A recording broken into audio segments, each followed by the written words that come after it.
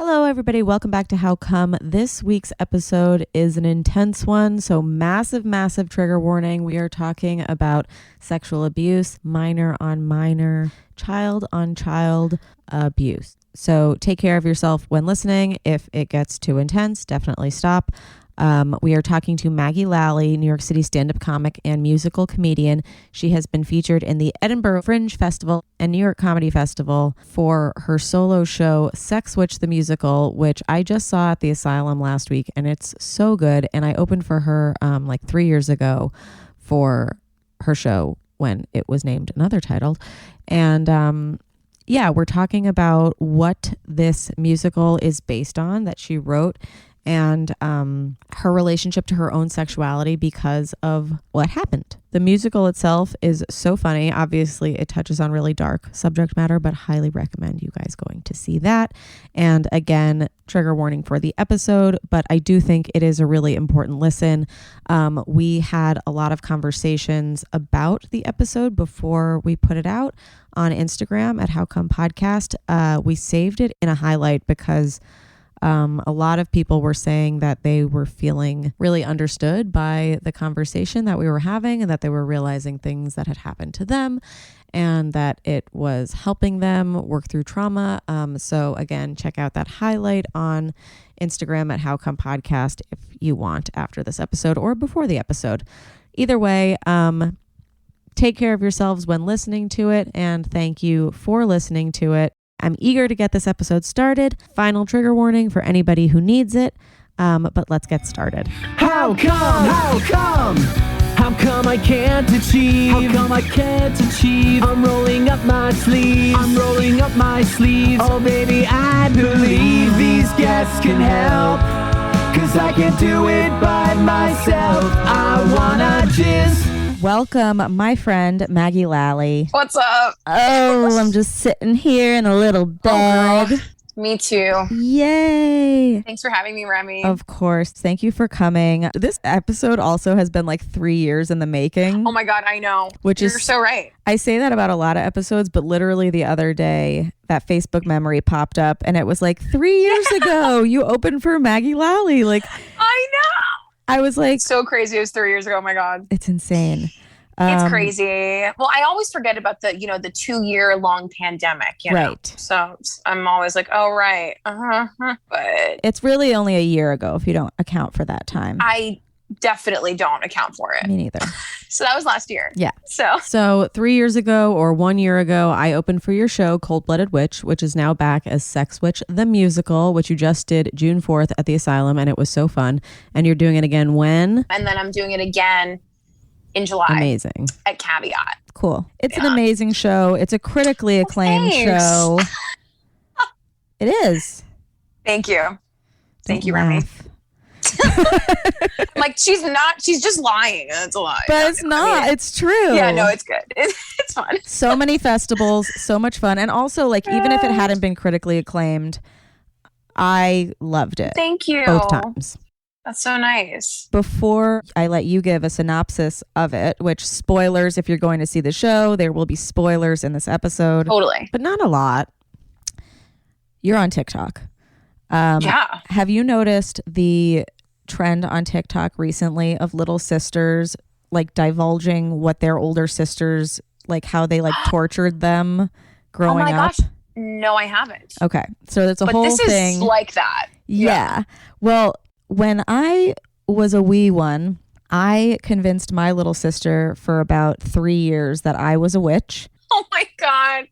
Uh-huh. Yeah. And that I made up like a whole like world. Like there was like different like levels of like you had to be like a troll, then like an elf, then like a something, then you could be a witch. Wow. And like I made her put like this giant acorn in her mouth in the park once because that's how she could become a troll. And I would like hide her stuffed animals and then be like, oh, you can't find Henry? Like, I'll find him with my witch sense. Oh my God, yes. I would time traffic lights and I'd be like, watch this. 1, 2, 3, walk. And she'd be like, you're amazing. Right. You're absolutely amazing. Now, wait, how old were you when you were doing this? Like 13 and she's like 10 or something? No, it was like 7 to like 11, I think. That's, yeah, that makes sense. And another thing I used to do too was like I learned about the witch world from like the 9 head elders. So I would like go into like a trance and like just and quote unquote leave my body, but really I was just like sitting really still, and then I'd come back and I'd be like, the elders said that da da da. Oh my God. Okay, Remy, you were exactly like my abuser. That's how I feel. You're literally just as bad as her. I'm the worst. And you did it to your sister. I know. But it's kind of great. I know. When I first saw your show, I was like, oh my God, I did some of the things that this psycho did. Like, I'm deranged. You're not deranged because I don't feel like you were like. Do you want to hear the worst thing though? Yeah, of course. I told her if she told anybody about my powers that I would die. Oh, okay. You're just as bad. Yeah. If not worse. See, but no, you're not like, actually. Well, that's similar to kind of what happened to me. I mean, in the sense that you created a world and you were threatening her. Yes, exactly.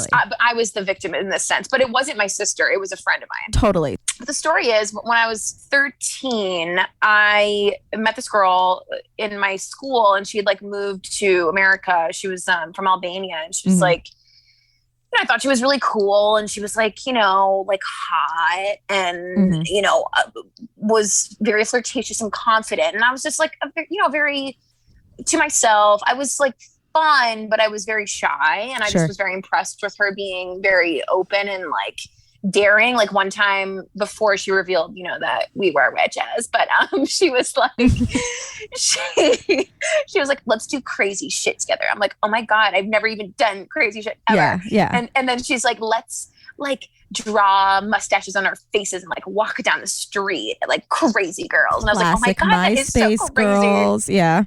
Yeah, exactly. And I was like, oh my God, that is really crazy, so then I did that and I was like, wow, that was so liberating. Like I've never been so crazy in my life, so she just kind of like had this power over me, and I just thought she was so cool, and I never really met anyone like her. So and then eventually, like when we became closer friends, she was like, I'm a witch, by the way, very classic Remy Casimir.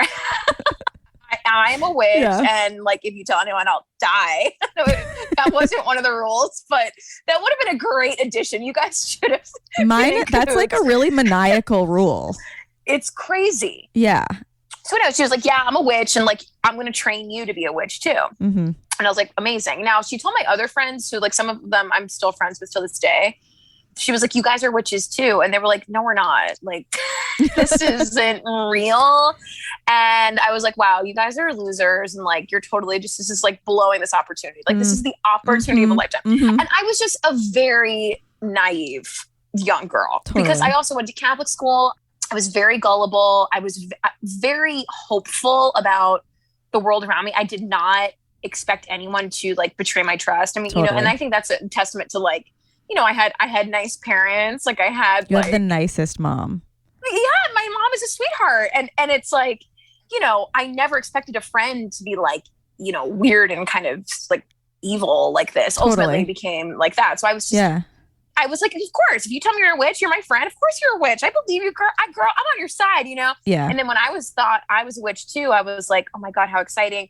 And it was like also rooted in this thing of like, you want to feel exciting. You want to feel special. You want to feel like something else is out there for you. You're not just living this like boring, mundane, monotonous life. Harry Potter was a thing. Huge. And that was a huge So that would be so exciting too, being like, yeah, I never got my letter, but like this girl came and told me.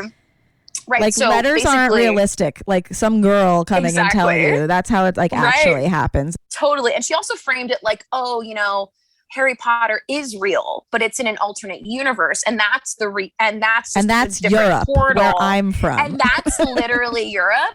So, like I've been there, and I know what's going on. It's in a different realm, though. It was in a different realm in this. So basically, universe. She could like kind of what you were saying, how you were like you would go into your body and be like, yeah, the elders just messaged to me, the elders just DM'd me in my brain or whatever.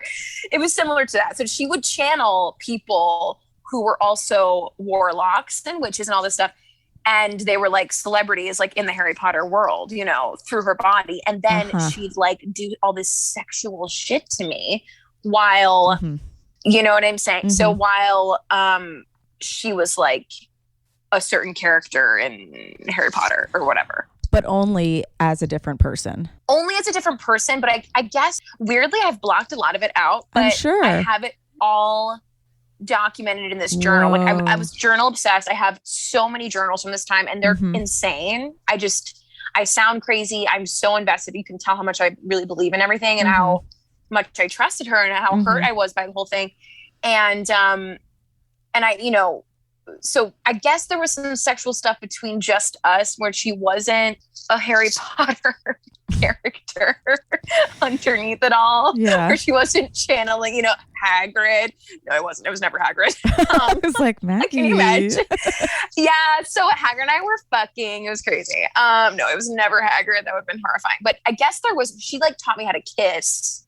As you herself. know, like as herself. And then I was like, oh, and then it sort of escalated from there. And I remember she would like, I mean, yeah, it was definitely like abusive, but it took me years to realize that. 100%. And that's how all abuse works. Like it takes you years, especially when you're young like that. You're just like, yeah, we're just like hot and we're witches and we're hot and whatever. And like, meanwhile, I'm like, oh my God, this girl, even though she was basically my age, a little bit older, was like seriously taking advantage of me. And yeah, but I was always naked and she was wearing clothes, which I thought was odd too. Yeah, I know. So she would do all this stuff. And I mean, she's the first person that like made out with me, you know, fingered me. I had no idea what any of this stuff was. She was like going down on me, all this stuff. But as people, you know, from this alternate universe, now it wasn't just Harry Potter characters. It was really just kind of any like major pop culture icon that she liked. Right. And then she was like, oh, they're a witch too. Oh, they're a warlock too. It's so crazy. Coincidentally. Yeah. Alanis Morissette. Yeah. Happens. Does she want to finger you? Yeah. You know, I mean, anything that she was into was a part of it. Was it ever anyone that you were into? Like not that. Oh, yeah. Well, yeah, she influenced me in a lot of ways. Like it was like, you know, the whole Green Day was a huge part of it. There was like all of the members of Green Day and like Meryl Streep was in there. Not that Meryl Streep was like going down on me, but she was like a friend of mine through her. That is it's so bizarre. It's wild. And it's wild, crazy because like it's really like a cult of one person.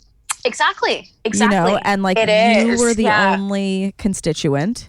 And she had full reign over what was going on, the information that was being passed, you know, because like she is kind of acting cult leader-esque where it's like I'm saying this as I literally did this to my sister, but as you were consulting with her, you know, I just thought it was fun and magical. I don't like, but this was like using like, because I can't remember making Charlotte ever, I guess, eating the acorn. Like that was the one thing. But like she was using her tether to a higher being, so to speak, to like control what you were doing, and you could never vet if any of it was true because how could you? You were just training. Exactly. And she would also say, you know, I can read minds. And by the way, I'll know if you doubt me. So that's also. Ooh, oh my God. I know. I mean, she was a sick fuck. Wait, so first of all, how long did it last? It lasted. So I think, you know, we became friends in the beginning of 8th grade. Then I guess the witch aspect of it started like a year after we had met. Okay. You know, we'd met. So we had already established that foundation of trust. I think it was very, yeah. And I always thought she was cool. And I thought she was, you know, had my best interest in mind. So, I guess for about a year and a half, but then towards the end, I was like, this is bullshit. How do I get out of this? What do you think was the thing that made you realize that it was bullshit? There were so many different things that went into it, but kind of when she sort of delved into trying to control me and like on this earth, you know, she'd be like, you can you can do this stuff, but it's not really going to affect your real life. Like I was in high school, like I was in 9th grade at this point. Like at one point, I remember my brother, and I was kind of fucked up, but I mean, kind of, obviously it is, but she was like, my brother was getting married and she was like, you should burn the wedding dress. And I was like, yeah. And I was like, I don't think I'm going to do that. Like, I was like, I think that's where I draw the line. I'm not going to like, yeah. But you know, when it was kind of like, I felt these really bad, like visceral feelings. And she'd also, you know, was interesting too. She was like, I don't want you to, because I was always obsessed with doing theater and like acting and performing, and I loved it, and it was like so fun for me. And she was like, when you go to school, you're not allowed to perform anymore. And I was like, what? Well, that's the biggest red flag, when they say that you it's can't huge. perform. I know. They're gonna block me from the stage. She can't. I live with the stage. And she knew you'd turn her into a musical. Exactly. She's like, you can't perform anymore because that's just like the perfect training for turning this abuse into a funny musical. Yeah. I can't have that. I can't be exposed later on. So I guess that was part of it. And there were some other like logistical things. Like she told me that this home video that she had was something that a Harry Potter warlock had filmed, but really then her uncle like came over to her house one day and was like, oh, I filmed this. And I was like, wait, so her uncle filmed it. So, and then it just started to unravel. It just started to unravel. And then I was really, really devastated because there was also, I mean, there was also like, this was my first, you know, sexual experience. I was going to say, like, just to be chemically bonded, like I'm not a therapist or anything, like, and I didn't go through abuse as a child, but I know that when you have a first encounter with anybody, you're going to remember that thing. And it's going to, like, I don't want to say be special, but be memorable at least. Right. And there's also chemicals that are released, like oxytocin, that like tricks your body into thinking that you're having a good time, even through abuse. So I can imagine that was so fucking confusing. It was so confusing. And it was also like framed in this way of like, this person, this other witch or this other warlock that I'm bringing into my body, who's fucking you, like loves you and is in love with you, and you two are in love. And then she would also do, now again, these are things I blocked out, but again, I have it all documented in this journal, and it's insane. It's wild. So when I went back to the journal, when I was like creating the show, I was like, oh, I got to reread this. And I was like, oh my God, I forgot about this. I had forgotten that at one point she was telling me, now I'm also like holding off on saying who the person she chose was, that was like in love with me, because that's like a huge reveal on the show. But okay, we won't say who. We won't say. So, but anyway, so she was like, but he's magical. No, he's magical. He's part of the Harry Potter crew. You can probably guess who it is at this point. There's really not much. It's Hedwig. It's Hagrid. No, it's Hagrid. We're back to Hagrid. I know you thought I was kidding, but I was dead serious. So she basically framed it like, okay, he's in love with you and you guys are together and you're going to be married. And like when you become a witch officially, like you'll be able to be with him. You'll be able to be in this other world. You'll be able to bilocate, like I'm bilocating, and you'll be able to lead these dual lives. Did she make that word up? I mean, I don't think. Is that a real word? Bilocating, that's a real word. Great. Yeah, bilocating. Great. Yeah. She made it up. Like, I didn't make up trance, but like I like did.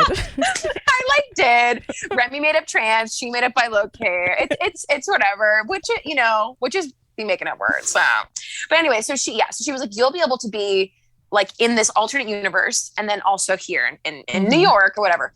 And then she also was like, oh, by the way, like I hooked up with your warlock like hubby. Yeah. In the other universe. She fucking betrayed you too. Yes. And it was insane. She was like messing with my fucking mind so hard. I mean, it's so odd thinking back to it. I still to this day, I'm like, I don't really know why, why did she do this? Now, she also said that some girl in Europe also did this to her. That's what I was going to ask. Yeah. Yeah. I remember she said that. Yeah. Like, very creative abuse. Yes, absolutely. Very creative abuse. Yeah, like it was the fictional fictional stuff, super creative, but also like the abuse of physical stuff. Where was that learned? Especially if it was like on you, like to you, you know what I mean? Like, right. I feel like, I don't know. Right. It could have been from this girl because again, I don't know what her history was before moving to New York. I mean, I really don't. It was a mystery because also, you know, aside from all this, she was a pathological liar in a lot of other ways. I mean, before this whole witch thing, she was like, yeah, like, you know, I'm part of the CIA, but it's not a big deal. Or like my father's in the CIA or, you know, she also lied about having like a brain tumor or some shit. And my mom was like, I don't think she's a brain tumor. So it was what if the other girl didn't even exist? See, I wonder about that too. I wonder if that girl didn't exist. But then I remember maybe she showed it was me somebody else. a picture. She showed me a picture of her. But again, that could have been anybody. It could have been anybody. This is or made up again. So I have no idea. But I feel that it had to have been learned. And then the sexual stuff, I remember feeling like, oh my God, this is like, you know, extremely pleasurable. I wasn't having an orgasm. I mean, I was like 13 years old. I was like not coming. Some people could. That's true. Some people are coming at like 8 years old from like humping a pillow. Yeah. But I was not. And I was definitely experiencing like sexual pleasure. And I was writing about it. And I was like very much convinced that I was an experienced, you know, erotic individual, especially in high school. Like I remember thinking, yeah, like you guys are like, you don't even know. Like I get fingered by warlocks. So, I mean, you guys, you think you're like hooking up at parties, like literal movie stars finger me. Yeah. Like, I'm jet setting via Realm. That's right. It's cool fake ID. Yeah. I can buy locate. Right. I was like, you guys are such losers and you don't even know. And I just thought it was so cool. And I have like crazy erotic essays that I wrote to depict our experiences. I was like, I would really just recap almost every sexual experience we had. And it was like, you know, dirty and fucked up. And I was like very seemingly in touch with my body and my relationship to pleasure and sexuality and all that. And I think it maybe potentially sort of advanced in this way. Because also I thought it was love. This is the other thing. I thought it was love. And not just between you and your friend, but between you and this man. Yeah. Spoiler, he's a man. He's a warlock. We already said. He's a warlock and he's bad, And this warlock celebrity, which we always talk about an imbalance of power. She's literally made up the craziest imbalance of power. I know. You are in love with him because parasocial relationships do exist. And even more so if you're in this cult of one. That's right. And that's when I really think back to how it was a 2-person cult. Again, I blocked a lot of it out. Even my friends who I'm friends with today who knew her are like, do you remember this? Remember she said this? Remember she did this? I'm like, I don't remember that. You know, again, I have the whole journal, but it's like my experience and my takeaway from it at the time, I think was extremely detailed, but also just like, there's a lot of repressed stuff that I don't think is there or is lost. I mean, I don't even know. And I can't even picture, I have little flashes of like the sexual stuff, but I can't really picture it. Yeah. But I know that it was probably is like your mind protecting you. Yeah. Maybe. Oh yeah, absolutely. Speaking of brain protection, hello, it's me just checking in to see how everyone's doing at this point in the episode. If it's too intense, I hope you've stopped. If not, you're good to keep going. But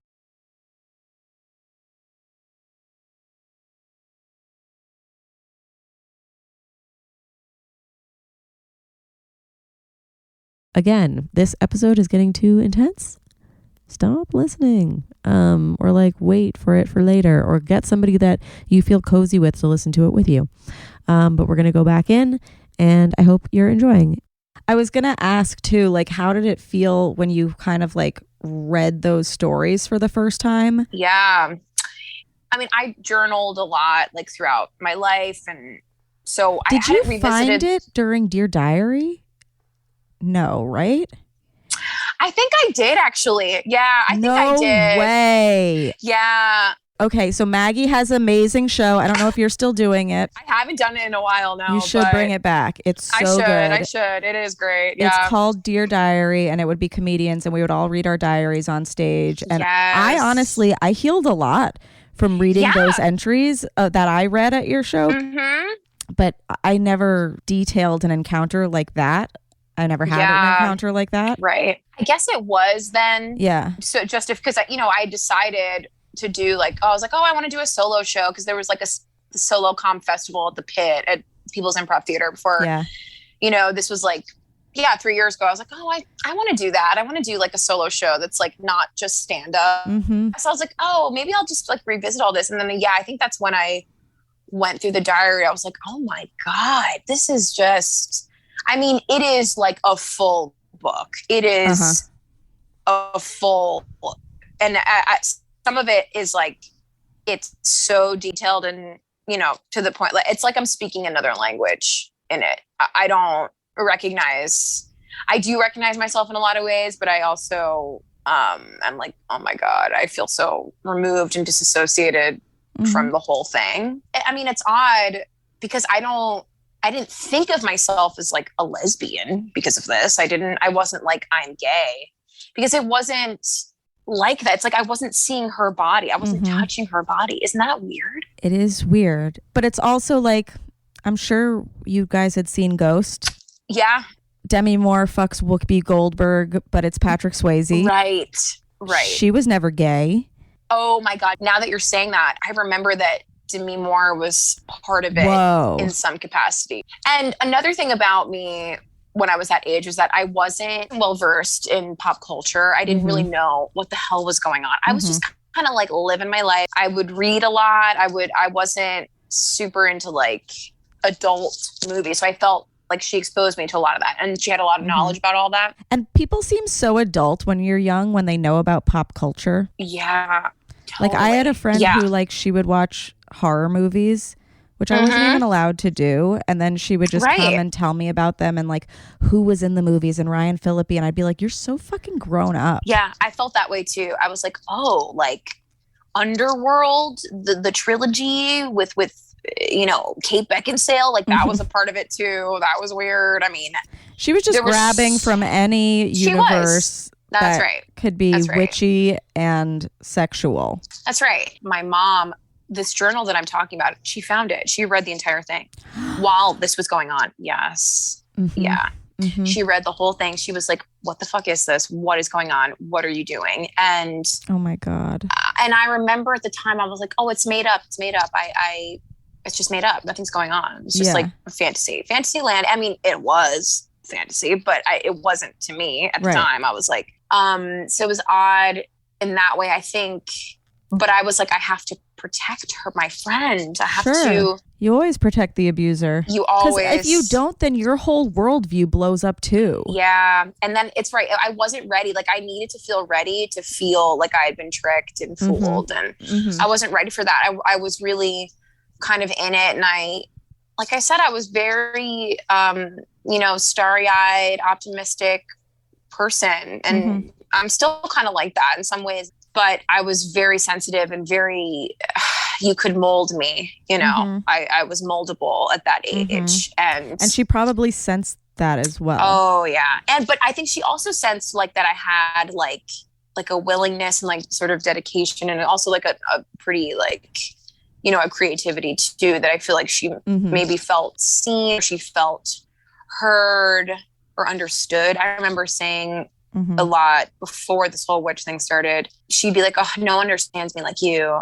get me, I understand you. And I remember feeling seen and like I was able to be creative in a way that I wasn't able to be with like other friends of mine. It all felt kind of surface level, and I felt like this was like unlocking a new level of like creativity and like an alternate dimension. I was very into that. So but yeah, when it all came crashing down on me and I had to end it, and I was like, you're a liar. Like you lied to me. Like, fuck you. Like, I felt like I had to like rebuild my life. It's like leaving a cult. Literally. I was like, my life is in shambles. Like, I was like, I have to make new friends. I have to create a new life for myself. I have to, because I didn't tell anyone. Like, your whole world is around the church. Your schedule's around the church. Your friends are through the church or cult or whatever it is. Like, yeah. It was such a departure, and it was such a breakdown of like everything I thought was my life. And it was really, really, it was hard for me. Yeah. It was really hard for me. And then it was also like, the sexual stuff and the love. I felt like I felt so stupid. And like I was, but it was also like everything was in line. Everything was aligned for me to go along with this. Mm-hmm. And so I do look back and think like, oh man, that was dumb of me. But I'm also like, I know myself, and I just think, I mean, people join cults for a reason, because you don't like your current life or whatever. Not that I had any particular issue with my regular life, but I remember feeling bored. That was a huge thing. I was bored. I feel like that's like the breeding ground for that stuff is like boredom. Like the reason why certain people make their lives around stuff is because like there's nothing else to do. And also if all of these like fun, like we both grew up in the city. There's cool shit going on all the time. Right. All the movies about people our age from the city or people our age in Harry Potter universe are doing cool, massive things. And like I personally always felt behind and boring as well. Same. Yeah. I felt really run of the mill average. Yeah. And that was like, I mean, I remember, the first entry in this journal that is like literally a novel. The first entry is like, I sound so hopeful in it. It's like, I'm so excited to be a witch because I'm so excited to not be a normal, regular girl anymore. I'm so excited for an exciting life. It was really rooted in that. I'm sure she sensed that too, of like, this girl wants to feel special and different. I mean, that's, I think, a pretty shared feeling for a lot of people. This thing about like, oh, I don't want to be normal. Do you remember that? Did you ever watch Halloween Town? Oh, of course. On Disney Channel. So you remember Grandma goes, being normal is vastly overrated. Yeah. And that used to be Debbie Reynolds. Yeah. That's a huge thing. Yeah. I used to be like, ooh. Like, but I took it in the way that any of my quirks are actually cool. Yes. But then you could take it in the way of like normal. Oh God, I don't want to be that. Like, yeah. I'll do anything else. I think that was a big thing for me too. I loved Halloween Town. I feel like that was sort of part of it too. But again, I can't really remember. But that was a big part of it. Was that feeling of like, can't be normal. I don't want to be normal. I want to be different. I want to feel. And yeah, I'm sure she got wind of that. And I do wonder, I'm like, God, like she's like a mom now. I think it's so odd. Yeah, I wonder what goes on in her brain. Because I know that I still feel guilt about, I had a young friend when I was like 6 that we would do sexual things together. We were both 6. We were both girls. And I still think back on it and I'm like, I hope I didn't do anything to that poor girl when like we were like experimenting together. Like, did I do this? Or like, did she want to do this too? Right. Like, it was always mutual. We were always doing both and both. But I think about it all the time. And I wonder if she had she ever contacted you? Like after I ended the relationship with her, like I never saw her again. I remember when I was like 17 or something, she reached out to me, I think over on Facebook and like messaged me. And I think I had blocked her or something. And I think she was like, hey, are you ready to talk? And I was like, hey, like, please leave me alone. And that was it. I never spoke to her again, never saw her again. Not really sure like where she lives. None of my old friends who knew her are like in touch with her. But you know what's really interesting too, that I found out years later? Yeah. My best friend, who was still my best friend and was like sort of saw all this happen from the periphery and knew this girl and was in school with us. My best friend confronted her and was like, why did you do this? Why did you do this to Maggie? Like, why? And this was like years later or something like that. They had run into each other or something like that. And she was like, well, I had to do it to someone. If it wasn't going to be Maggie, it was going to be my younger sister, which is nuts. So she must be just like full sociopath, just like full kind of evil. If that's something that she was going to do to her sister. And that's something her younger sister, I remember, was like 2 years younger, I think. Mm-hmm. And was one of the sweetest people I remember, because I would spend so much time with her because I was always at their house, like hanging out. She was such a sweetheart, and like and she was like, what the fuck are you guys doing? You guys are being weird. Like, what are you doing? So just to think about, you know, I was lucky enough to like be able to like recover from this, you know, on my own, never have to see this girl again. Now, if it had happened in their household, can you imagine that? Yeah. And she's like, she would have ruined her sister's life. And she was just like, oh yeah, I guess I'll do it to Maggie. My sister's like, I mean, even for whatever. her sister to be coming in and like walking in on shit and being like, what is my sister doing? Yeah. Is fucked up. Oh, and you know what? It's so odd as I'm talking to you. It's like so many things are coming back to me, but I because, you know, the show is like, it's funny. It's a comedy. It's funny. It's like, it's musical. It's fun. She's it's crazy. talented. It's like, thank you. It's not just like this like sad tale of like abuse. It's like, it's no, that's why even if you've heard this entire episode, like there's no spoilers because the show is not this. It's like, exactly. This is a really raw like discussion. Like, made it fanciful and fun, even though it's like hard to digest.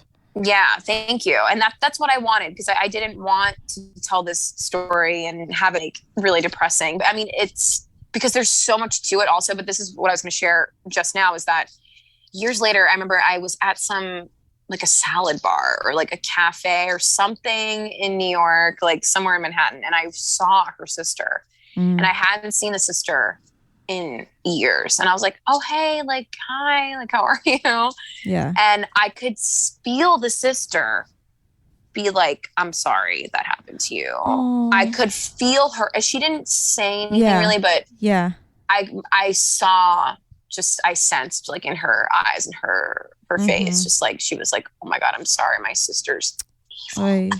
Yeah. Yeah. It's crazy. I mean, like, I don't want to like make it, oh, like this happens all the time.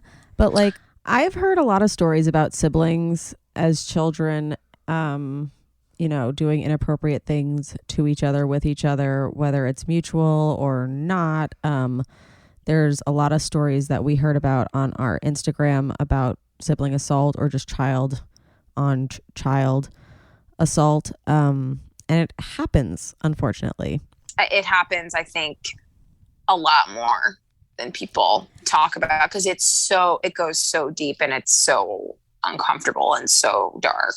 Yeah. And I feel like a lot of people, like, I didn't even want to talk about the girl that I did that with for a long time, because I really thought that I was super predatory, and like I still think about it and feel guilt about it or whatever. Like, we're not in like, we met like on vacation, you know, like I'll never see her again. Right.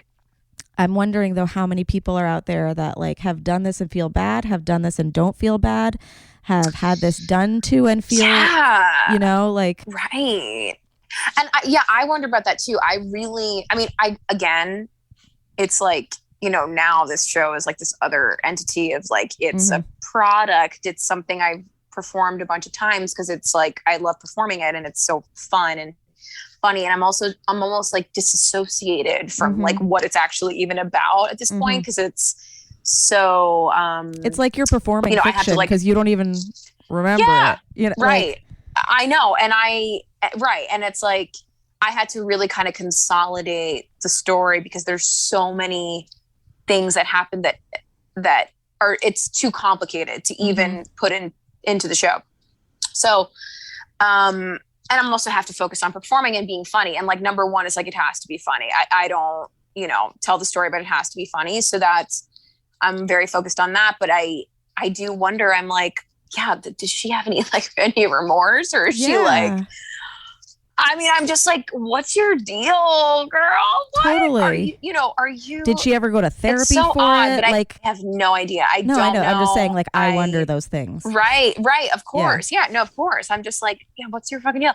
And it's odd because I know she got married like pretty young. So I'm just like, okay, so like, this is, you know, And I feel like she also kind of had this like thing of like, I want to be a star, kind of. I want to be famous, and like I want to be like, I mean, if anything, you know, her desire to be special and unique was like even, you know, more intense and destructive than mine. You know, if she's driving this whole thing. So I wonder sometimes if she feels like an idiot, or if she feels like she never did anything with this, all of this created energy. Yeah. And then she just has a baby or something. I have no idea. I don't know. Yeah. And is she smart enough to know that, okay, even if I did have a huge career, eventually I'd get canceled because I molested my friend? Right. That never occurred to me either. It's so odd because when I was first doing the show, I just never even had this like fear of like, oh, she'll find out about it. She'll shut down the show. I think because I don't say her name, but yeah, because I don't really care about. Well, also it's like, what I would care about her is like, are her kids safe at this point? Is this still something that is happening if it's a compulsion and it's never been taken care of? But also I love that you're not afraid of those repercussions, because at the end of the day, the story is so important, because even if it doesn't involve sorcery or whatever, like this shit happens amongst kids. Yeah, right. And it is a story about abuse. I don't think that I even realized that. I wasn't like, I have to do a story about my abuse. Like, I don't think I even was like, I was abused. I think I was just like, oh, this happened. That was weird.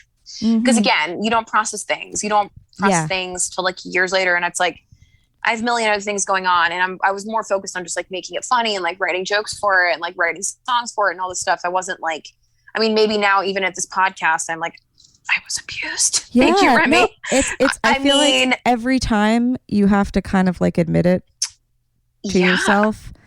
Like I had an ex do a thing that like I'm like, that was the thing. Right. And every time I think about it, I'm like, but was it? You know, like then you start like gaslighting yourself. Totally. And right. And I remember. I think it took also like, you know, back to the sexual aspect of it. It took me a while to feel normal in sex. And even it was like making out with guys at parties. I was just like, like, and I was kind of hypersexual after this a little bit. I mean, whatever that means. I was just like, I was like constantly making out with people, but that's pretty normal. I think it's like, I was just like young and just, but I just didn't know how to, it just didn't feel as exciting because it didn't feel like, you know, it didn't feel like love, and it wasn't like this like weird fucked up special thing. And I just was like, okay, so I guess that was fake completely. So I think it took me a while, probably still taking me a while, to be like, you know, someone's gonna love me but not trick me. It's not gonna be a trick. I think that's actually what really was like the most hurtful about it, was like, oh, like the love was just fake. Like that was just fully fake. Like it was just, and she was like laughing at me. Like, you know, like, oh, what a stupid girl, you know? I was like, and when I think about that, I'm like, oh, that's just like really the most hurtful part about it. And I think that's a lot, you know, a lot of times like the most hurtful part about, you know, like sexual abuse in general. Because a lot of times, especially if it's in your family, or if it's like, you think it's love. You know, someone you think it's love, and you think that this person is like treating you this way and is angry, or like this fucked up because they're obsessed with you, and they're like, and you think you feel special because it's like you're getting attention. That's the thing with like physical violence and stuff too. It's like they wouldn't do this if they didn't love me so much. Exactly. Right. It's the caring. So it's like she cared in some capacity, but it's so odd. So yeah, I do wonder, like, and I wonder, you know, because she has a daughter. I know that. I don't know anything. I think the daughter's maybe like a toddler or something. I wonder, like, is she going to abuse the daughter? Is she feel any connection whatsoever to her kid? Is she completely sociopath to the point where she like doesn't even have any kind of like emotional connection to this child? I don't know. And I wonder about it, but it's also odd because, like, you know, in the age of social media where you can like literally find out what anyone's doing at any point. She's really kind of off the grid a little bit. And I'm like, I really have no idea. Like, I know a couple things about her, but I don't know where she lives. I don't know where she's at. I mean, I hope she's, you know, doing well and like living. I don't really have any ill will toward her. I'm not like you know, like I'm just kind of like more like, what's trying your to deal? figure her out. Yeah, like still, you'll never understand her brain. You have a nice, sweet brain. Oh, like, thank you, Remy. But So you know what I mean? Like, you'll never get it. Right. I won't get what drove her to do something like this to someone. I really don't understand. I really don't understand because it's just so backwards to me. Like, there's so many other ways that you can feel powerful or like, you know, creative. It's like, I can't believe that this was the choice that she made to feel that. I can't, you know, I still am like going back to like that. If it wasn't Maggie, it would have been my sister. It's like, why? Insane. Like that is like, why the compulsion? And like the compulsion, right? Yeah, right. That it had to be somebody. I had to do it to somebody. Like, what? And again, it's really not something that's on my mind frequently. Like, I have other things. I mean, because we're talking about it now, I'm like feeling more curious about it. But ultimately, I don't really feel, you know, that much curiosity surrounding her. But I mean, now that we're talking about it, I'm like, yeah, it's like, I mean, it's very odd. Yeah, to think and about. You don't have to think about it either, because at the end of the day, it's like, how can and did you move on? Like, I really only care about your story, right coming from this. Yeah, I think looking back, it took me a few years to really like rebuild myself, rebuild my identity. I remember not telling pretty much anyone about it in high school, at least. I didn't tell anyone. I was just like, this is so weird. And did you get put in therapy? I was put in therapy, but I didn't really, I don't know how deeply I explored it in therapy. I think I was just like, all right, well, I'm just going to live my life. I'm going to perform. I'm going to do what I want to do. And what I took away from it, I think the positives that I took away were like, go for it. Do what you want to do. The abusive relationship taught you how to go for it? Yeah, like in the sense that I really committed to this life and really went for it and kind of didn't care what anyone else thought.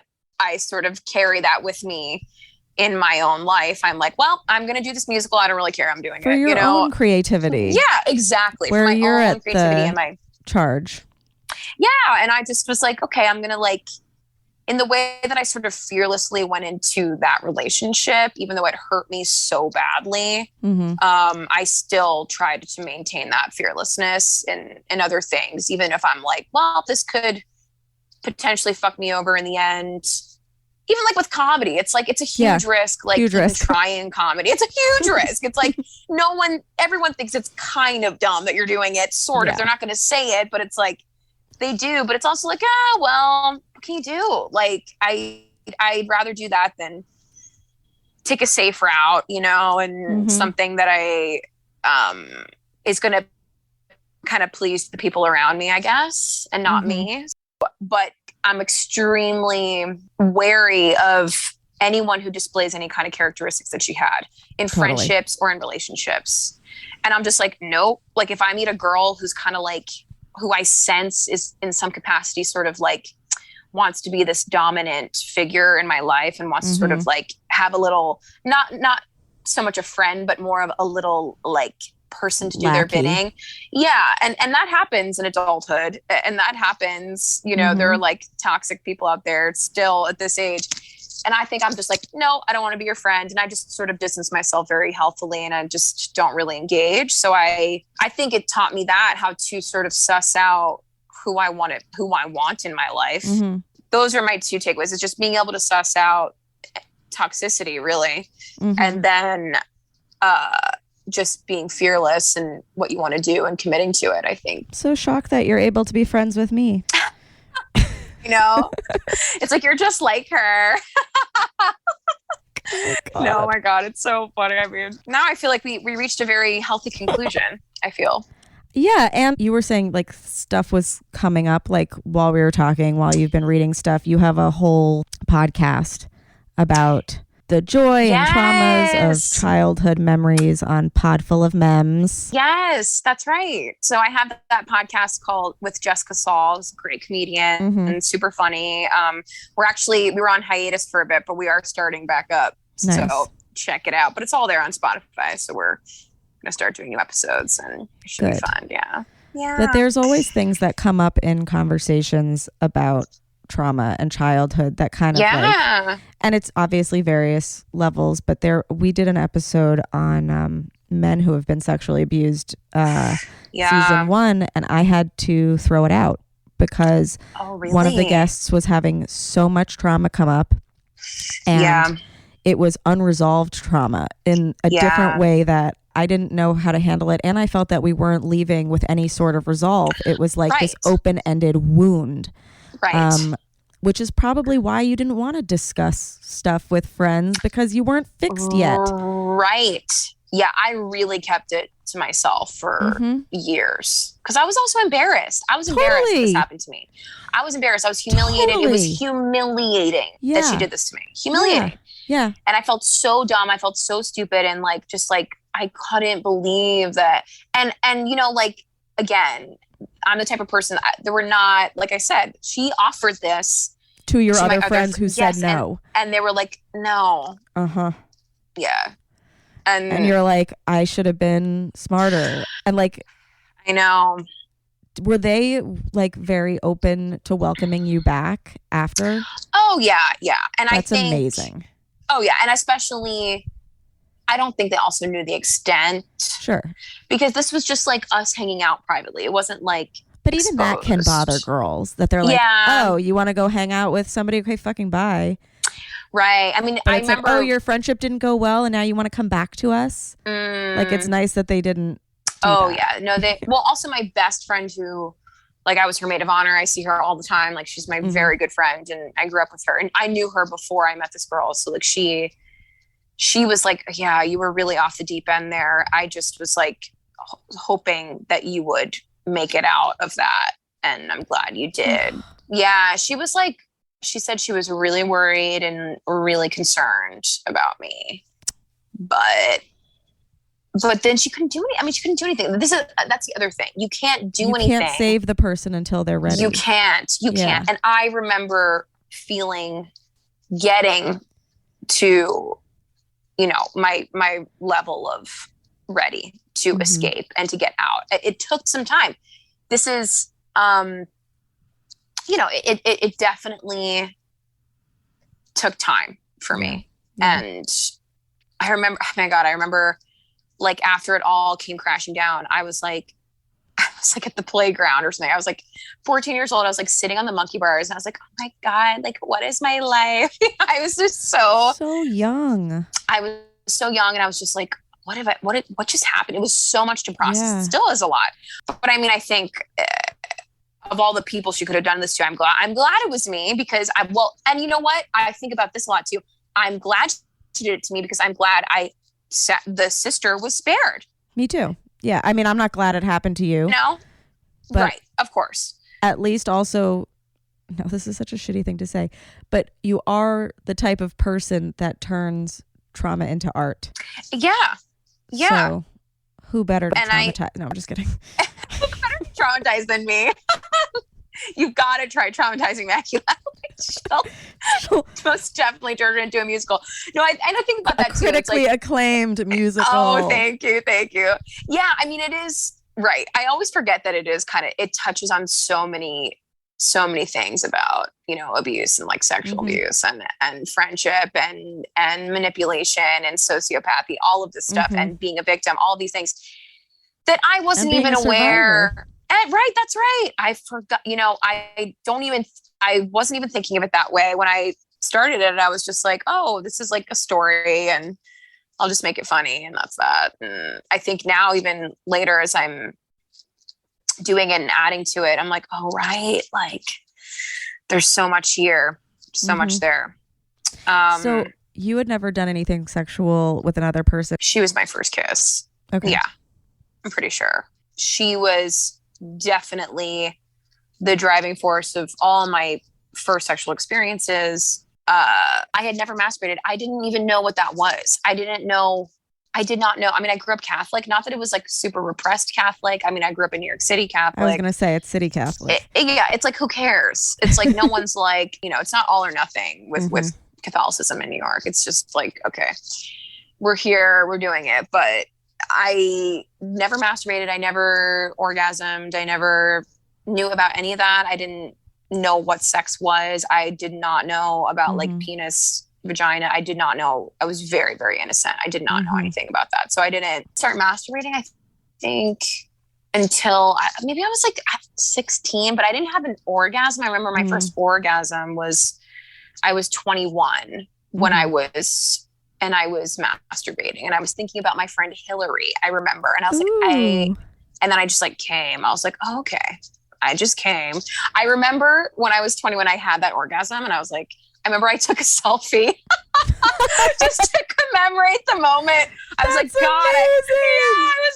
I was like, I just came, and oh my God, like, don't I look great or whatever? And I just obviously showed no one. Let me take a selfie. Yeah. I was like, God, I just really am glowing after that orgasm. Because I remember I was like concerned. I was concerned that I hadn't had one. I was like, not that I was having a bunch of sex. I wasn't really. I sort of was. I mean, at that point, I guess I had sex with a guy, but I wasn't coming or anything. And it's really only like the past like few years where I've really like learned how to like come in sex, like sort of, take ownership of that. But I think in like my early 20s, I was just like, I don't know, whatever. But then I was like, am I gay? But then I just didn't really think about it. I was just like, I don't know. Hillary's hot. I came, I took my selfie. On to the next. I don't know. I wasn't super concerned or like trying to overanalyze it.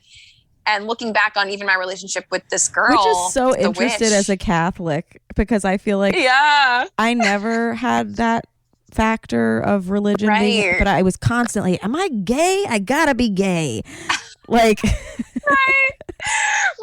I don't know. I mean, that's interesting that you felt that. I mean, I wasn't super concerned about it. I mean, I definitely had like, a ton of sexual experiences with women. I don't, but I'm not like over here, like, it doesn't, I'm not coming out. I refuse to come out.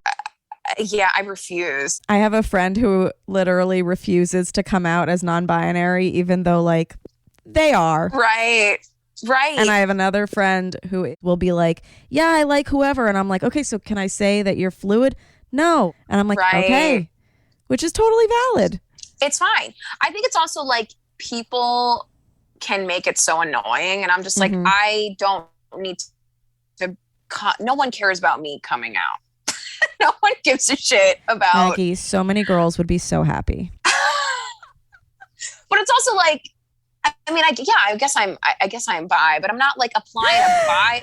I'm not applying to festivals as a as a queer as a queer. That's always, I always felt weird about that too. I don't do it it's just either. like I'm not gonna. Some people I think like get into that zone of like, this is my angle now, and it's like I don't really think of it as my angle. I don't know. I'm just like kind of existing and sort of like out here in these streets trying to fuck, and whoever is down. You're not trying to make your sexuality your brand? That's so interesting. Well, that's the other thing. I think that people think like when I advertise the show, right? It's like Sex Witch, the musical. They're like, what the fuck is this? Is she going to take her top off? Is she going to like what is this? And I think I sort of frame it as this like hypersexual thing, but it's really not.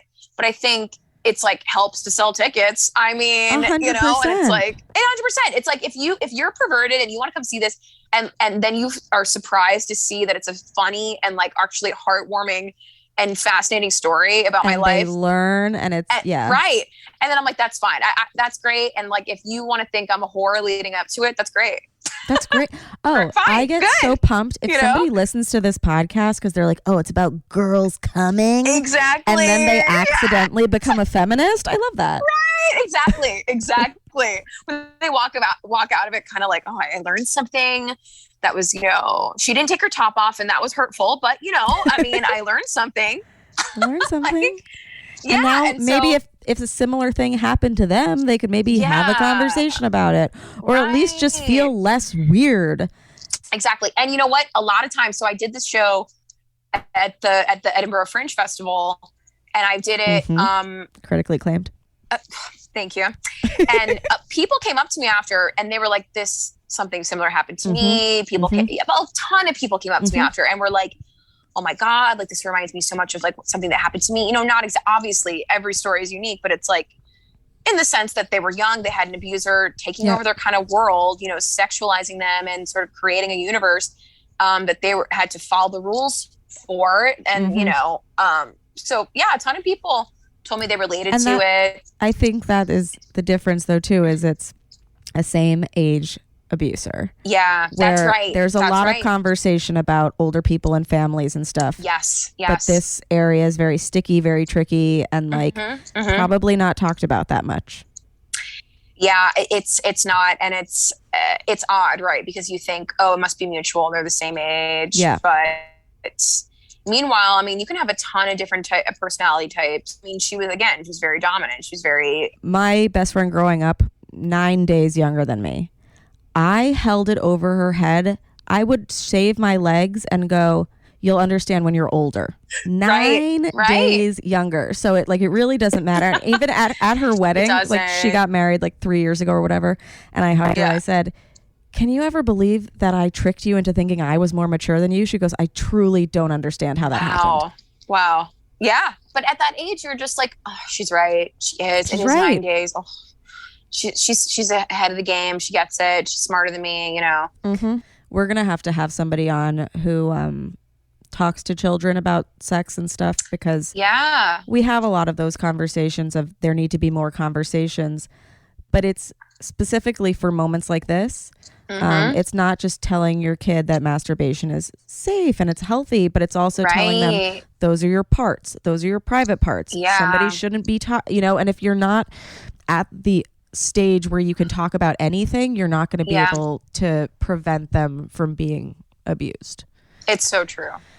And I think also, you know, I think my mom had a lot of guilt. Like, I could have stopped this. Sure. Yeah. But look, I want, you know, Mom, I want you to know, no, you couldn't have. And this was not your fault at all. This was no one's fault but this girl's. It wasn't mine. It was this girl. I mean, she was a really powerful, kind of unstoppable force at this time in my life. And there was nothing anyone could have done to convince me otherwise. I had to get out of it myself. I had to experience it. I had to go through it and come to my own conclusions. I mean, so I just, you know, if you're out there, Mom, listening, just know. No, Mom is the best. I said that at the top of this. She did everything that she could. Yeah, she really did, and she really did. She try didn't to put shame you. She didn't, and she didn't want me. She never liked her. Also, she was like, they always know. They always know. They always know, and you always think your mom doesn't know, but they know. You're like, you're a square. My friend's not evil, and then you find out, like, she was evil. God, she's so evil.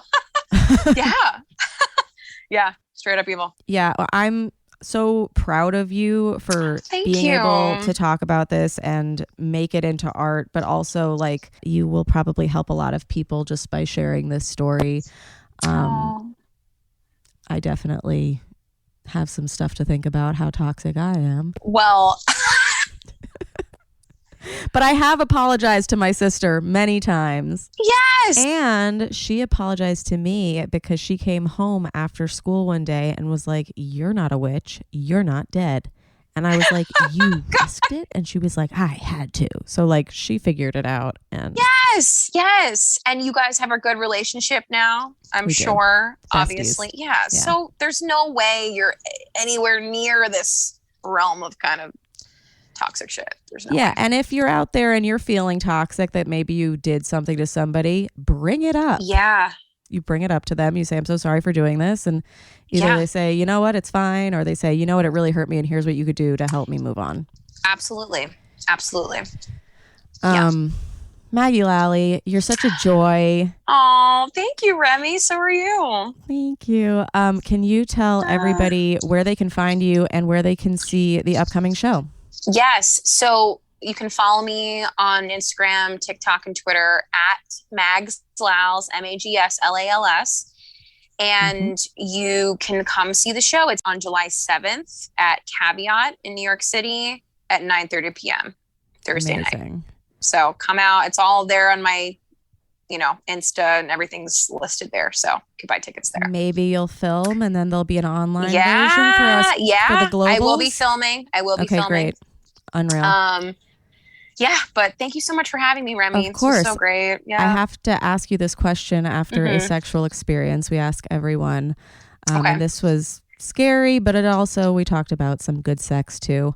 Maggie Lalley, did you finish? Yep, I finished. Amazing. You know what? I really did come. I really feel like I reached. I'm like, I've realized some stuff. I'm telling you, Remy, that I hadn't thought about before, honestly. So I'm very grateful to you. Of course. This is like the therapy session I never had about it, Well, keep taking care of yourself. Keep doing the therapy anyway. Like you're allowed to keep healing for as long as you want. Right. Well, this maybe is just I'll the beginning, talk about this in therapy for me. Yeah. You may as well. Yeah. Absolutely. I love you so much. Thank you again for sharing your story. Thank you. And thank you for Thank coming. You for having me. So very hard. Absolutely. Thank you. You guys, we'll see you next time on How Come. Goodbye. Bye, guys. Thank you. It's not you, it's me. I try so hard to finish honestly. They say you'll know when you go all the way from A right down to O. Oh no, I think that I still got a ways to go. Oh, I'm sick of this and I have got to know. How come I can't achieve? How come I can't achieve? I'm rolling up my sleeves. Oh baby, I believe these guests can help, 'cause I can't do it by myself. I wanna jizz. Sweet. Also, just so you know, Ben's sitting right here. Hi. He can't hear you. I don't want to disturb him. Ben. What? Hi. What's up? Anyways, that's fine. I mean, he can't hear us. Oh yeah, totally fine. I always make, it's not like I say anything on these that I wouldn't want him to hear, but I just don't want him to listen. Do you know what I mean? Yeah, of course. Yeah. So I'm turn on he's watching some nature documentary. He seems distracted. It seems good. Yeah, seems good to go.